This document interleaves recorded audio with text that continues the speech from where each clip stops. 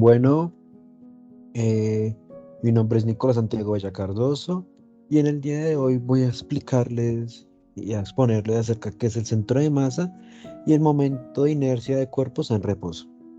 Bueno, entonces, ¿qué es el centro de masa?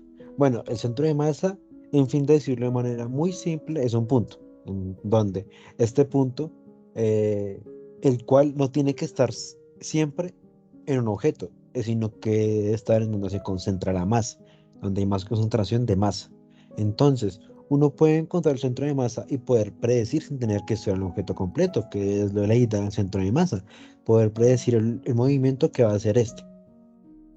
Entonces, este centro de masa en las figuras geométricas, ya que sean cuadrados, rectángulos y demás, eh, es el centro de masa está en la mitad, mientras este sea homogéneo.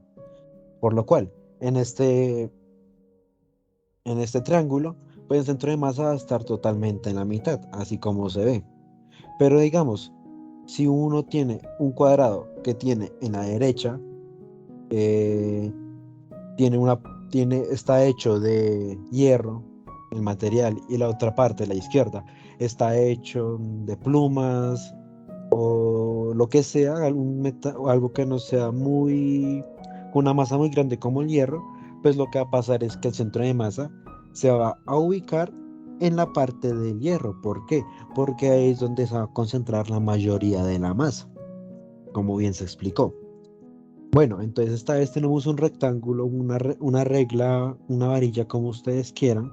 Y bueno, uno pone el centro de masa en la mitad totalmente. ¿Y qué pasa si uno está haciendo una fuerza que no sea en el centro de masa? Digamos acá. ¿Qué es lo que va a pasar? Bueno, entonces como no se hace la fuerza en el centro de masa, entonces lo que va a pasar es que la regla no va a tener una aceleración hacia arriba por la fuerza, sino que lo que va a pasar es que va a comenzar a moverse en forma y va a rotar en forma del centro de masa, con respecto al centro de masa, así como se ve en la imagen. Y bueno, entonces, este concepto de centro de masa es un promedio de las masas, que es factorizada por sus distancias a un punto de referencia, en donde en un plano es el punto de equilibrio o es el pivote de un balancín respecto a los pares producidos.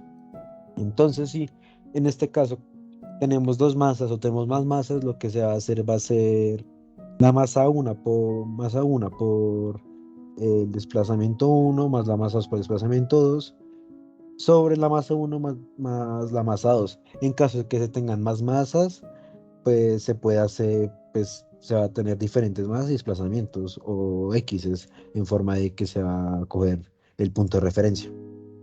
Digamos que acá tenemos un círculo de 2 kilogramos y acá tenemos otro círculo de 5 kilogramos que están a 5 centímetros, pues los queremos unir y ver dónde está el centro de masa. Bueno, entonces lo que hacemos es, pues la masa 1 cojamos que es el de 2 kilogramos, que sea el X1 se va a hacer 0, pero eso sí, siempre tiene que ser consistente. Si yo cojo eh, el punto X con respecto a los dos en la mitad, 2,5, siempre va a tener que ser 2,5 cuando utilice con esa masa o con otra masa. Porque si no es consistente, claramente va a tener diferentes resultados. Bueno, en este caso cogimos el, C, el X en forma de que es en el punto de la primera masa de 2 kilogramos. Y entonces se le suman los 5 kilogramos de la siguiente masa, el siguiente círculo, con los 5 centímetros de la regla o el punto donde está de lejanía con respecto a la primera masa. Y entonces sumamos las dos masas que van a ser 7. Entonces 25 sobre 7 kilogramos nos va a dar 3,6 centímetros. En donde ahí se va a ubicar, en este caso, el triángulo o lo que va a hacer que se balanceen estas dos masas. Pero digamos que nosotros queremos coger, en este caso, ahora el punto en el de X, en el de 5 kilogramos. Entonces va a ser esta vez entonces 2 kilogramos por menos 5 centímetros porque va a ser a la izquierda y como suponemos que hacia la derecha es positivo, entonces va a ser a la izquierda. Entonces van a ser -5. Y como va a estar cogido desde ese punto, va a ser más 5 kilogramos por cero. Por lo cual sumamos otra vez las dos masas, y esta vez nos va a dar que es menos 10 sobre 7. Nos va a dar menos 1,4 centímetros. Bien, nos va a dar diferente valor, pero nos va a dar el mismo punto del centro de masa. Porque si uno le resta eh, a 5 menos 1,4, nos va a dar 3,6, donde es que está en este momento. Y si uno mueve menos 1,4 desde 5 para atrás, nos va a dar que es el mismo punto donde se ubicó el triángulo en este caso, para poder nivelar, para poder encontrar el centro de masa. Y bueno, entonces ahora el movimiento. Bueno, entonces para comprender la importancia del centro de masa de un conjunto de partículas, debemos preguntar qué le sucede cuando las partículas se mueven. Los componentes X y Y, la velocidad del centro de masa, que es la velocidad en centímetros de X y velocidad en centímetros de Y, son las derivadas de los X centímetros y los Y centímetros con respecto al tiempo, donde cuando hacemos la respectiva derivada, nos va a dar cuenta de que cuando en vez de tener las X, como antes se tenía, van a tener la velocidad 1, 2, 3 y así demás. Pero las masas van a seguir estando. Entonces uno denota las masas con M1, M2, y uno, para poder tener el M total, se va a anotar con M mayúscula, por lo cual se puede reescribir la ecuación de M por B en centímetros, que va a ser igual a M1 por B1, velocidad 1, masa 1 por velocidad 2, así etcétera, hasta que nos dé P. Entonces, en nosotros nos podemos dar cuenta que P es el momento lineal total del sistema. Entonces, así hemos demostrado que el momento lineal total es igual a la masa total multiplicada por la velocidad del centro de masa. Entonces, al atrapar una pelota, realmente estamos atrapando un conjunto de un gran número de moléculas de masas, M1, M2, M3 y demás. Entonces, el impulso que sentimos se debe al momento lineal de ese conjunto, pero es el mismo como si estuviéramos atrapando una sola partícula de la masa, M mayúscula, M1 más M2 más M3 más Mn, que se mueve con una velocidad v, a velocidad del centro de masa del conjunto, en un sistema de partículas sobre el que la fuerza neta externa es cero, de manera que el momento lineal total es constante. La velocidad del centro de masa también va a ser constante. Bueno, entonces ahora las fuerzas externas y movimiento del centro de masa. Bueno, entonces, primero que todo, si la fuerza externa neta que actúa sobre un sistema de partículas no es cero, el momento lineal total no se conserva, la velocidad del centro de masa va a cambiar. Entonces se puede ver la relación entre el movimiento del centro de masa y las fuerzas que actúan sobre este sistema. Entonces, nos van a dar la velocidad del centro de masa en términos de las velocidades de las partículas individuales que se llegue a tener. Entonces, si uno deriva estas ecuaciones respecto al tiempo, se va a demostrar que las aceleraciones están relacionadas de la misma forma, en forma de que es m mayúscula, que es la masa total, por la aceleración en centímetros. Entonces masa 1 por aceleración 1 más masa 2 por aceleración 2 y así en el resto.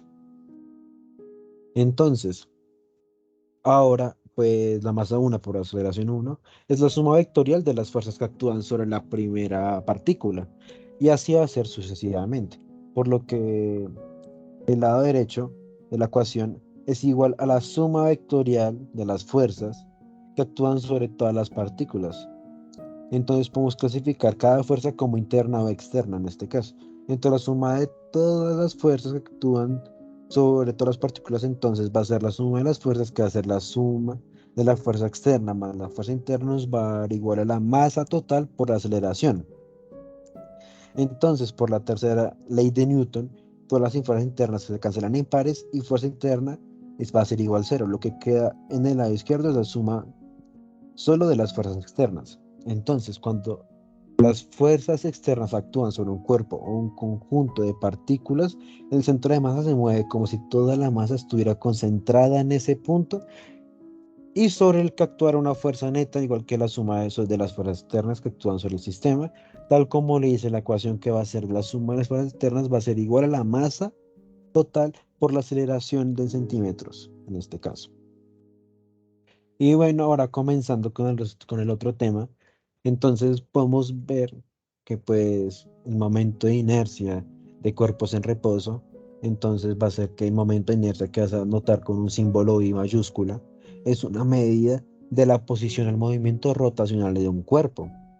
Entonces, cuando un cuerpo gira en torno a uno de los ejes principales de inercia, la inercia rotacional puede ser representada como una magnitud vectorial llamada momento de inercia, por lo cual va a ser un vector. Entonces, el momento de inercia refleja la distribución de masa de un cuerpo o de un sistema de partículas en rotación respecto a un eje de giro que en este caso se va a comenzar a llamar eje Z. Entonces el momento de inercia solo depende de la geometría del cuerpo y la posición del eje del giro, pero no va a depender de las fuerzas que intervienen en el movimiento. Entonces el momento de inercia en cuerpos de reposo, entonces cuando un cuerpo rígido gira alrededor de un eje fijo, que va a ser llamado por lo generalmente, como se dijo antes, el eje Z, su posición está descrita por una coordenada angular que va a ser W. Entonces, eh, entonces la velocidad angular Wz es la derivada de teta con respecto al tiempo y la aceleración. Entonces la aceleración alfa z. Entonces, la cual es la derivada de Wz, que es la velocidad angular, que es con respecto al tiempo, es decir, la segunda derivada de W. Si la aceleración angular es constante, entonces teta, la velocidad angular z y alfa z, que es la aceleración angular, van a estar relacionados por ecuaciones sencillas de cinemática análogas a las del movimiento rectilíneo con aceleración lineal constante.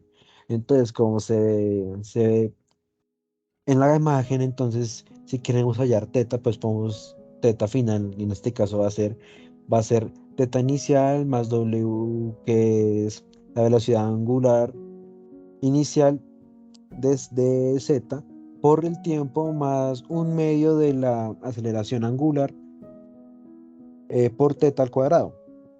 Y solamente esto va a ser cuando la aceleración va a ser constante.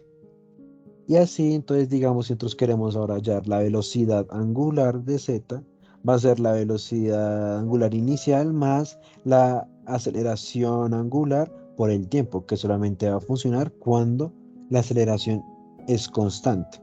En todo en este caso va a ser cuando solamente la aceleración es constante para poder utilizar las diferentes ecuaciones, si no, no se van a poder. Entonces, para poder ahora sí hablar de la energía que se da en el movimiento de rotación de un cuerpo va a ser de esta forma. Entonces, un cuerpo rígido en rotación es una masa en movimiento, así que tiene energía cinética, como veremos, que podemos expresar esta energía cinética en términos de la rapidez angular del cuerpo y una nueva cantidad llamada momento de inercia que depende de la masa del cuerpo y la forma que se distribuye. Entonces el momento de inercia, que va a ser I mayúscula más la masa por la rapidez angular al cuadrado más la masa 2 por la rapidez 2 al cuadrado más la suma. Entonces va a ser la sumatoria de las masas por las rapideces angulares al cuadrado, que va a ser la definición del momento de inercia. Entonces, la palabra momento significa que la I, o sea, que el momento de inercia depende de la distribución espacial de la masa del cuerpo, que no tiene nada que ver con un momento en el tiempo. Entonces, para un cuerpo con un eje de rotación dado y una masa total determinada, que va a hacer que cuanto mayor sea la distancia del eje a las partículas que constituyen el cuerpo, va a ser mayor será el movimiento de inercia. Entonces, en un cuerpo rígido, las distancias R son constantes e I va a ser independiente de cómo gira el cuerpo en torno al eje dado.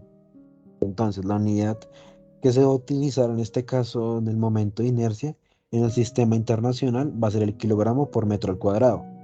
Entonces, en términos del momento de inercia, la energía cinética de rotación, que es denotada con K de un cuerpo rígido, es la misma fórmula que se debe siempre. Entonces, va a ser la energía cinética va a ser igual a un medio por el momento de inercia por la velocidad angular al cuadrado, para poder tener la energía cinética de rotación de un cuerpo rígido.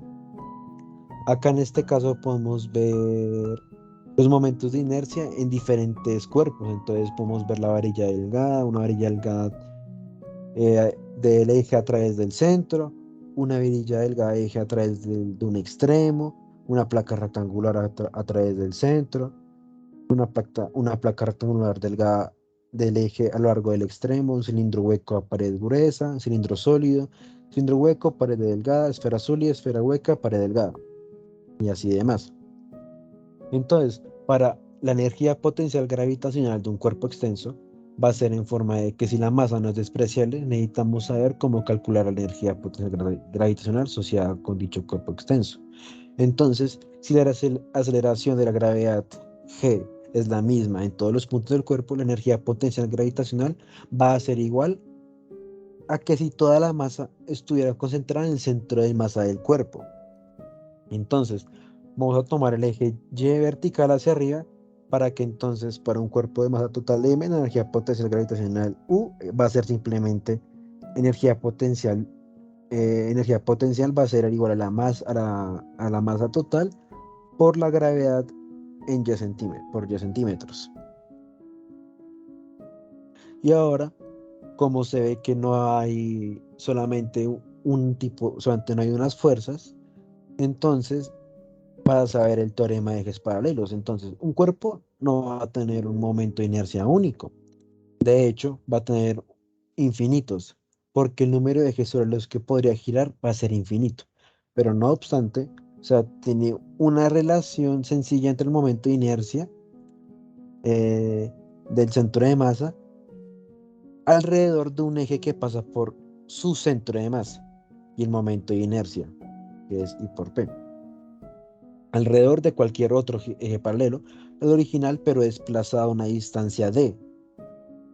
Entonces, esta relación llamada teorema de ejes paralelos nos va a establecer que el momento de inercia alrededor de cualquier otro eje paralelo va a ser igual al momento de inercia en el centro de masa más la masa total por la distancia al cuadrado, para darnos el teorema de los ejes paralelos, para así finalizar ya el tema y poder hacer un ejercicio para poder ver todo explicado. Entonces, para hacer el ejercicio nos están pidiendo en este caso es calcular la inercia de rotación de una regla que es de 1.5 metros, la cual va a tener una masa de 1.34 kilogramos en torno a un eje perpendicular a la regla y el cual está situado a una marca de 0.88 centímetros. Bueno, entonces hacemos la regla y ponemos el centro de masa en totalmente el centro de la regla porque no está hecho de dos diferentes materiales, sino que es del mismo, entonces va a ser totalmente en el centro.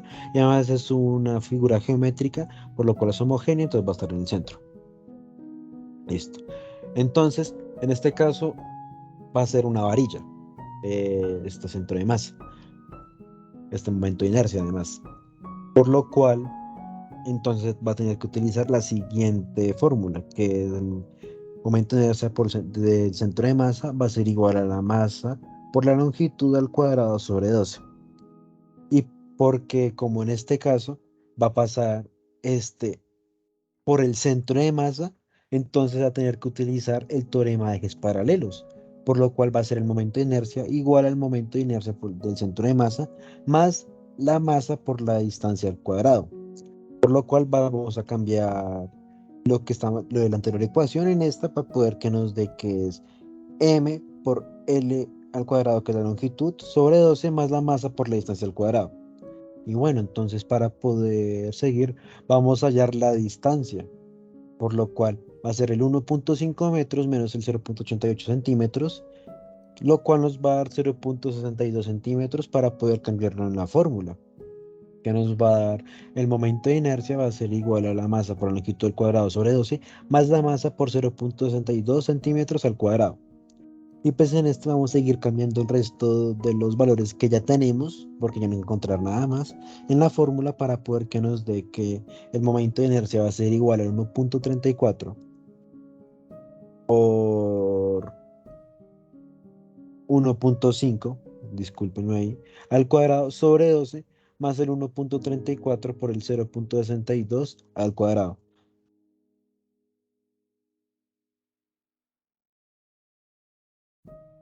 Bueno, entonces aquí, pues ya resolviendo, nos va a dar que 0,151 más 0,515 va a ser igual a 0,766 kilogramos por metro al cuadrado. Bueno, espero que les haya gustado el video, que lo hayan entendido y muchas gracias, profe. Hasta luego.